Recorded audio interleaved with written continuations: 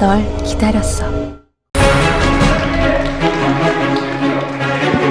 Welcome back, everybody, to the SSL Challenger matches here of Season 1. We are live at the Nexon Arena as Wolf.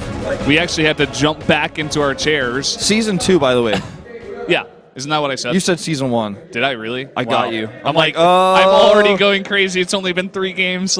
Here we go. Yeah, this is going to be like a long day, and I'm already trying to pace myself, Valdez. Yeah. As it's only been about an hour, but we're getting into this, and this is going to be like a really fun day of games. Like, it's going to be one of those days where, like, eventually, like, you and I lose our sanity, and then at the very end of the night, it's going to be like, okay, he has to win this map, and he has to win that away map. Then he advances. And that's when like second win comes in. We start going crazy as because it's best of ones, and these players need to win like one game to advance, or it's going to come down to the wire. So, and that's when like we get the like crazy epic moment at the end where it's like all just comes together, and then it's going to happen like this 4 times in a row, 4 weeks.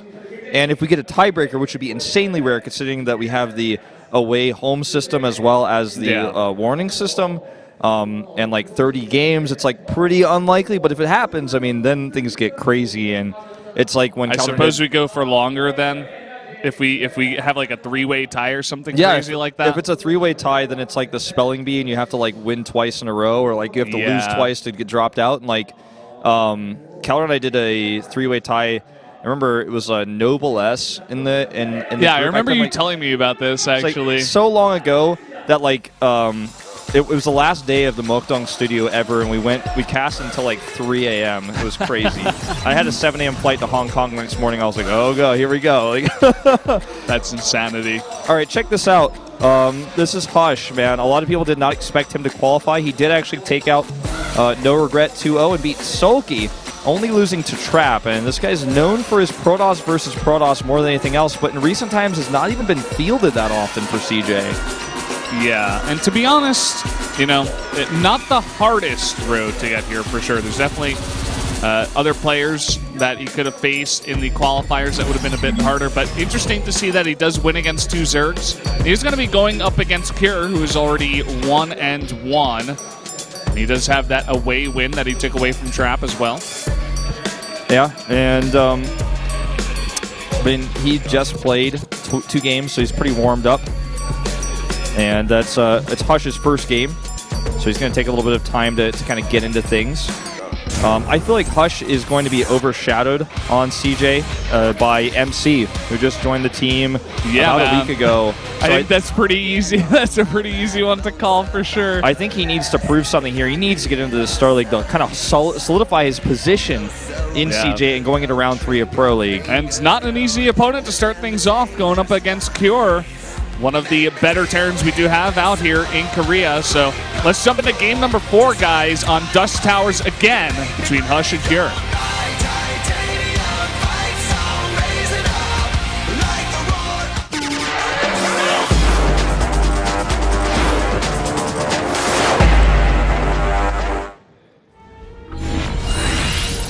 Here we are once again on Dusk Towers, the favored map of all the players here. And up in the top right, the Protoss player. In the red, it is Hush from CJ Entus. And down in blue, his opponent, the Terran player, on his 3rd game in a row, it is Kure from JNR Green Wings. The best team.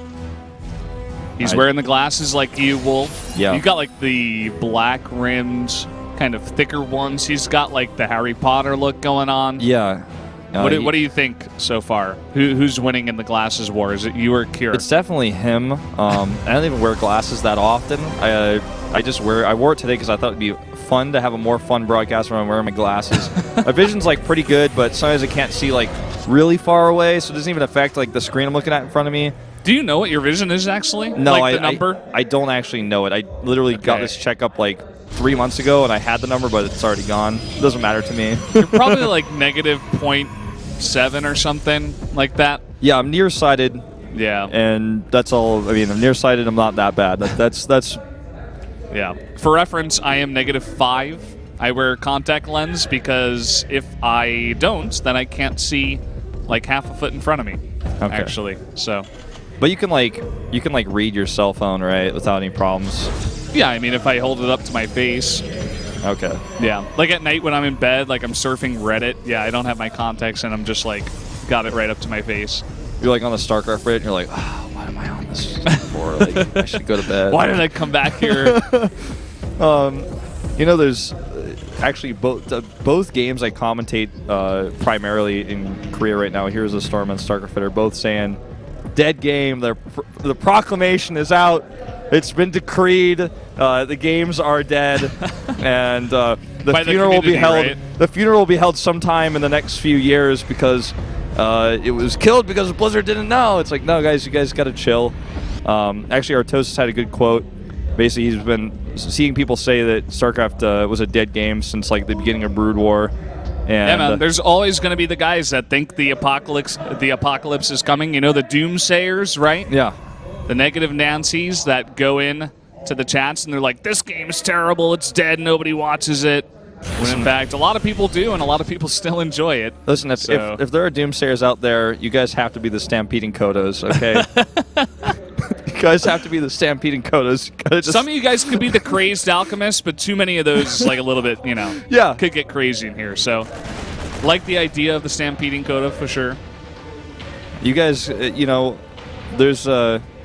as this game is basically a really calm game. There's like nothing crazy going on. It's very standard. This is much more normal play than what we saw earlier with like the Robo and the Twilight Council coming on to Dusk. There's like a quote from Watchmen where the Night Owl was like, "What happened to us?" And Rorschach's like, "You quit." And that's like how I feel about people are like, "Dead game. Why is nobody watching?" I'm like, "Well, you gotta watch. Everybody just watches, and it's like the most alive game. Don't just go, well, I don't even watch anymore. I just post on Reddit, talk about how it's a dead game. I'm like, you're not solving anything. You're actually the problem. There are people that are saying, like, with the small decline in League of Legends, they're like, oh, this game is dying, It's, like, ridiculous, Yeah, Overwatch jumped up 10%. It's dead game. Overwatch is taking over the world. It's, like, the first week of Overwatch and PC bongs, and people wonder why there's, like, so many people playing it.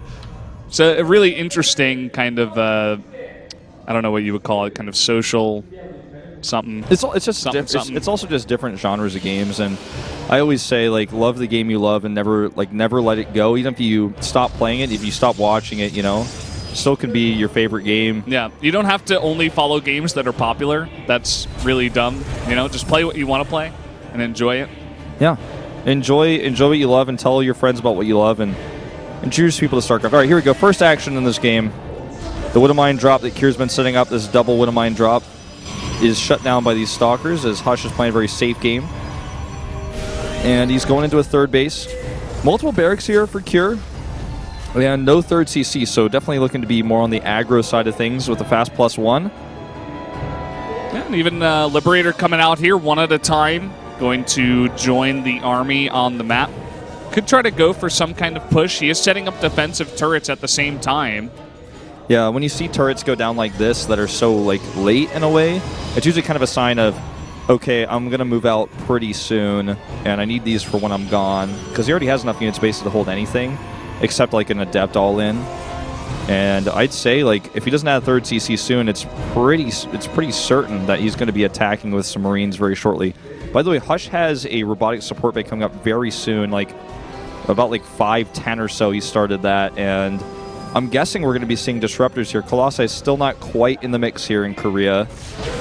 Blink not done yet. He's actually going to drop both. Yeah, both are going to get down here. Oh, and it just barely doesn't get off. And there is an Observer nearby, as well as some nice overcharges to ward off the Liberator back at home. Both Widowmines do go down. They do force a pull, and it is Colossi. Oh my god, it's Colossi. It's not even SOS. All right, Hush is a mastermind. He's what Artosis likes to call a practice bonjour.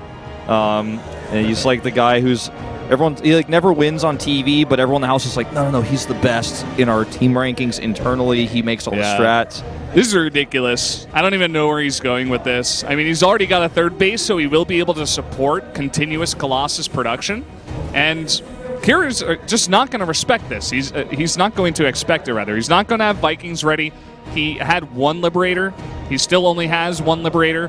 And the majority of his army is Marines. He's got 4 Marauders, okay, and 28 Marines. Colossi is going to be awesome against this composition. Yeah. There's been. I don't think the patch is actually out. Someone tweet at me because we've had like a million patch updates, but not actually, like them being canceled and like being talked about. I'm not sure if it was a community update or if the patch is out. I think it's just on a PTR or something. But the Colossus like attack speed is going to be increased, for example. So it also the splash speed is going to be increased coming up here if it's not already added. If it's added already, which I don't think it is, it's like, okay, well, this makes a little bit more sense. But otherwise, this is just a cool idea that we're seeing from Hush. And obviously, when the Marauder count is low, this is very powerful versus a Marine-based army. I'm not sure that Kira has any idea still. He is making more Marauders at this point, 2 at a time, as well as 2 Marines. And it looks like he wants to put on a bit of pressure. He has taken a 3rd base, though, at the same time. We'll see what angle he wants to come in here. He's got a bunch of medevacs. He could try to go for a drop. Yeah, it looks like he's interested in that. Scan goes down. He sees the army's heading towards him, but he has just enough time to get away. Very nice scan here, and this is a dangerous, dangerous drop. This army is trying to come over. He blinks over, but again, he could just actually go now towards the back, and he's totally out of position. Look at this in the main base. There's a Liberator. Will be deterred by that overcharge, but in the natural, there's nothing here. Nothing to deal with this huge Terran drop. Yeah, 5 there's drops. So much stuff, and all of Hush's stuff is trying to... Actually, the Stalkers are staying at the 3rd base, and he's just going to send the Colossi over here with the Mothership Core. This could be very dangerous. There's only 3 Colossi. Here comes the stem. He needs to use his probes to help zone this, and he does. Very well done, but... I actually really like Hush's decision with this because it's risky, but if he didn't do this, the second the Stalkers are shown, he just flies back out and hits the other base. So that was really smart. It was risky, yeah, for sure, but he used his probes correctly. If he didn't leave these Stalkers here, all these probes are dead. They all have to leave. The drop just comes back. His army just gets shoehorned around. It's like he's going around in a U shape every time the attack hits a different base. He doesn't have any air units. He didn't make Void Rays, which are pretty common on this map right now because you make 1 or 2, then suddenly the Terran can't just ping pong between the bases, play you like playing tennis or something. So doesn't quite get that much damage done. He forces a big pull and kills a bunch of Adepts in the back door, but Hush, in the meantime, did take a 4th base, and he is transitioning into DTs as well as some High Templar with Storm being researched right now. Looks like Kier wants to continue the drop harass. He doesn't have too many Marines back here, but still no big defense for Hush, and actually no pylon in position to overcharge and defend this. Yeah, Dark Shrine's not ready yet, so he's actually just going to warp in a few Adepts to slow this down and bring 4 more additional ones, but again, he can't kill these drops because he doesn't have any units. He's making a Stargate right now, or any air units, I should say. He's making a Stargate right now, but I think that's going to be for a Tempest transition. But he can still make 1 Void Ray out of it as he's making his Fleet Beacon, because God knows, man, he's been losing way too much to these drops, just playing him like he's playing singles tennis, and he just keeps having to run to the other side. Warp Prism Speed going to be finished here shortly as well, which will help him harass a little bit harder. And he has been holding on to his bases. I feel like really what we're seeing from Hush is very impressive thus far. There's the Fleet Beacon and a second Stargate. Hoping for that Void Ray, because these drops are really doing a number on him, but I guess he's just going to save it for now. We'll finally clean this one up. Second one is coming in here, and this is the heavy one. The scan goes down, and it looks like Hush does see it. Immediate overcharge. Going to ward it off, as well as the Stalkers coming back. Here's actually going to commit to it here. There's a lot of Protoss units, in fact, as well as a couple of DTs doing a lot of damage. He needs to target on the medevacs, and he will, and this will be a huge win for Hush. And there's no follow-up. Meanwhile, Adepts over here. Okay, I said there's no follow-up, but there is a drop on this high ground back here. Some Colossi are going to come help defend it. Yeah, generally the Protoss army wouldn't be able to deal with this too well nowadays, but with all these Colossi, that's a very, very easy cleanup. And that does open up that 4th base for Hush. So that's another small thing about this map. Can you check and see if the Prism died? I think it did, right? To the bottom left? Yeah, it died. So that's unfortunate. Like, had that survived and had he defended this, like, he could still be doing a little bit more damage. This game is very much like 2 rams smashing their heads together on some far-off mountain, man. Like, these guys are just trading blows over and over again. It's Cure who's been, like, the aggressor, but he keeps losing a lot of his army, but still doing damage, so the game kind of ends up even. Yeah. Upgrade-wise, he's about to be ahead because he's going to have the +2 armor, but Hush has Tempest coming out. He has Storm, and he's already building a High Templar count. Let me see how many High Templar he's got on the map. He's got 2. Definitely needs to add in a couple more, but as for now, it just looks like he wants to add in some more Tempest, use his gas there. So just going to rely on 2 High Templar for Storm for now. It doesn't look like there's any ghosts on the map here for Cure. Has committed pretty heavily to this air count, in fact, for just 4 Colossi. He's got 12 Vikings and 4 Liberators. So going to be able to shut it down hard, but will he have a follow-up to deal with the rest of the Protoss army? I'm not sure. Vikings going to be pretty good against the Tempest, too, if they can get on top of them. It's a lot of Blink Stalkers on the map, too. I like Cure's army, though. If he can actually set up just one good engage, it's going to be hard for Hush to break him. Hush kind of needs to keep trading with his army repeatedly and try to drop some storms and keep zoning, I'd say, if he wants to win this fight. I mean, the Vikings are going to crush these Colossi, I'd say, when they actually engage. Widowmine's coming down. A few DTs sneaking over to this 4th base. Oh, and there's no turret over there. Blink in, and a bunch of these Vikings are going to go down before the fight even starts. This is what he's looking to do. He's trying to pick units off before he gets that one good siege up. He's already done a lot of damage here at this 4th base. 8 SCVs going down. Looks like he sniped a couple of Marines, too. They will eventually be taken out, but this is going to give Hush the position in the middle of the map here. All right. He is moving forward. The factory goes down. It's a lot of actual important spotting, to be honest, for Cure right now. He's got his Colossi. Needs to make sure those are at the back. 2 High Templar ready for Storms. The only 2 High Templar he's got, so the Storms need to count here, and there they go.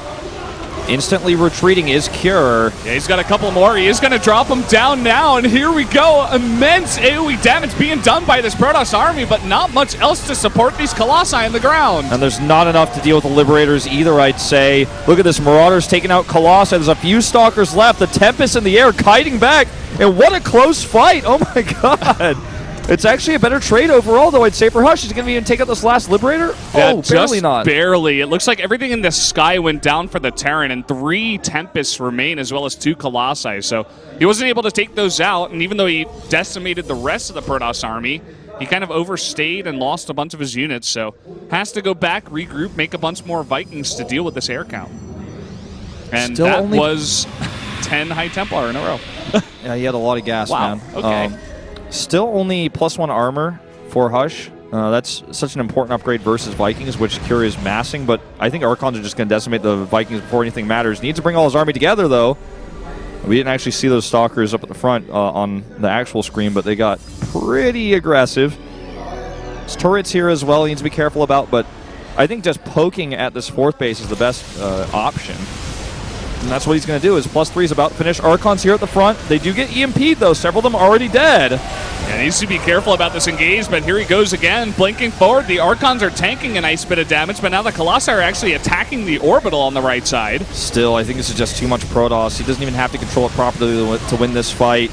Colossi at the back, uncontested. There's the blink forward. It looks like Hush with a big upset win here in their first series. Or first game, I should say, because these are both best of ones. Yeah, GG. And Hush takes his first win of the night over Cure. Definitely a dark horse coming into this group for sure. And Cure, his woes continue on this map of Dust Towers. He's now 0-2. He has been away on both of those maps, so, you know, it doesn't hurt as much, I suppose, but he wanted those wins on away. Yeah, for sure.